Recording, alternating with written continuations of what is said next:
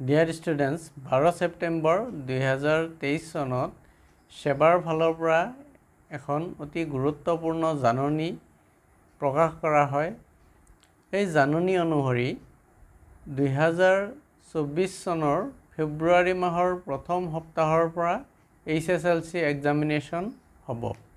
এই জাননীখন অতি গুৰুত্বপূৰ্ণ এইটো কাৰণেই যে বহুত ইউটিউব চেনেলে ক্লেইম কৰি আছিলে যে নতুন শিক্ষানীতি আৰম্ভ হোৱাৰ লগে লগেই আৰু মেট্ৰিক এক্সাম বা HSLC এক্সামিনেশ্যন নহয় বুলি, যিটো কাৰণে নেকি বহুত ছাত্ৰ ছাত্ৰী এতিয়ালৈকে ভাবি আছিলে যে সিহঁতৰ HSLC এক্সামিনেশ্যন 2024ত নহয়।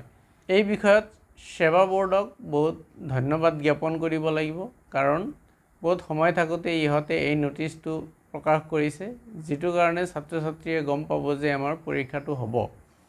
জাননীখনত প্ৰকাশ কৰা মতে আমাৰ কুৱেশ্যন পেপাৰ যিখন আহিব সেই কুৱেশ্যন পেপাৰৰ পেটাৰ্ণ যিটো হ'ব সেইটো 2023 যিটো পেটাৰ্ণ আছিলে সেই সেনেকুৱাই হ'ব।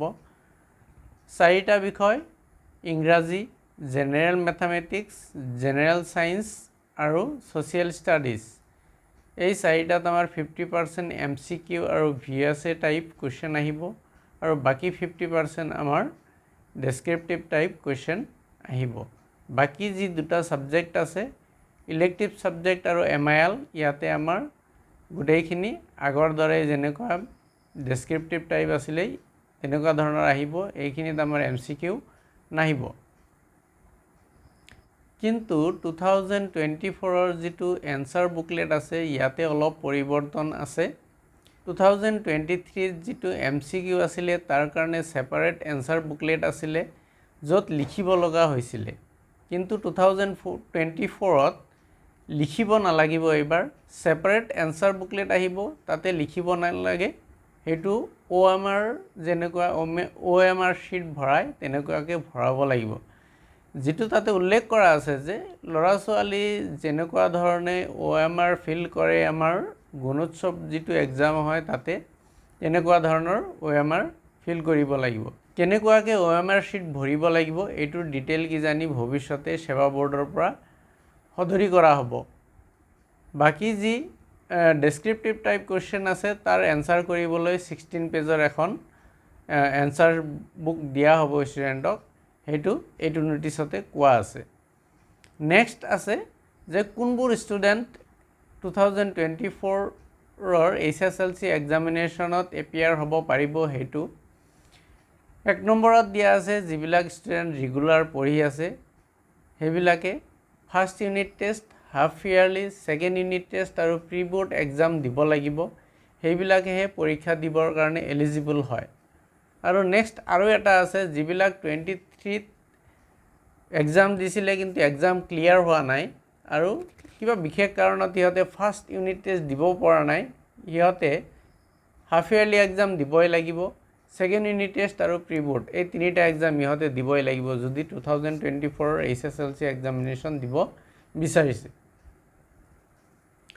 নেক্সট ইয়াতে আৰু এটা পইণ্ট আছে যে কুৱেশ্যন পেপাৰ কেনেকুৱা ধৰণে কেৰি কৰা হ'ব। এইটো ষ্টুডেণ্টৰ কাৰণে ইমান এটা গুৰুত্বপূৰ্ণ নহয়, এইটো বিদ্যালয় কৰ্তৃপক্ষ বা ডিষ্ট্ৰিক্টৰ যিবিলাক এডুকেশ্যন ডিপাৰ্টমেণ্টৰ মানুহ আছে সেইবিলাকৰ কাৰণে। এই পইণ্টটো ইয়াতে এইকাৰণেই ৰখা হৈছে যে বৰ্ডে বহুত ছিকিউৰিটিৰ সৈতে কুৱেশ্যন পেপাৰবোৰ হেড অফিচৰ পৰা বিভিন্ন ডিষ্ট্ৰিক্টৰ হেডকোৱাৰ্টাৰলৈ পঠায়, তাৰে পৰা এক্সাম চেণ্টাৰলৈ যায়। চ' সেইটো আমাৰ ষ্টুডেণ্টৰ কাৰণে ইমান এটা গুৰুত্বপূৰ্ণ নহয়। বাকী যিকেইটা তোমালোকে মনত ৰাখিবলগীয়া সেইকেইটা হ'ল, মই তোমালোকক হাইলাইট কৰি দিছোঁ। এটা হ'ল ফেব্ৰুৱাৰী মাহৰ ফাৰ্ষ্ট উইকৰ পৰা তোমালোকৰ এক্সাম হ'ব। 50% ডেছক্ৰিপটিভ আৰু 50% MCQ আৰু VSA আহিব। MCQ তোমালোকে OMR শ্বীটত কৰিব লাগিব। 4টা ছাবজেক্ট ইংৰাজী, মেথামেটিক্স, জেনেৰেল ছায়েন্স আৰু ছ'চিয়েল ষ্টাডিজ এইকেইটা বিষয়ত আমাৰ MCQ আহিব। বাকী দুটা বিষয় MIL আৰু ইলেক্টিভ ছাবজেক্টত আমাৰ MCQ নাহিব। নেক্সট আছে যে যিবিলাকে ৰেগুলাৰ ষ্টুডেণ্ট হয় সেইবিলাকে first unit test, half yearly, second unit test আৰু প্ৰি বৰ্ড এই গোটেইকেইটা এক্সাম দিব লাগিব যদি HSLC এক্সামিনেশ্যন 2024 দিব বিচাৰি আছা। আৰু যদি তোমালোকে 2023ত এক্সাম দিছিলা আৰু পাছ কৰিব পৰা নাই সেইবিলাক ষ্টুডেণ্টৰ কাৰণে ফাৰ্ষ্ট ইউনিট টেষ্ট নিদিলেও হ'ব কিন্তু half yearly second unit test আৰু প্ৰি বৰ্ড এক্সাম দিবই লাগিব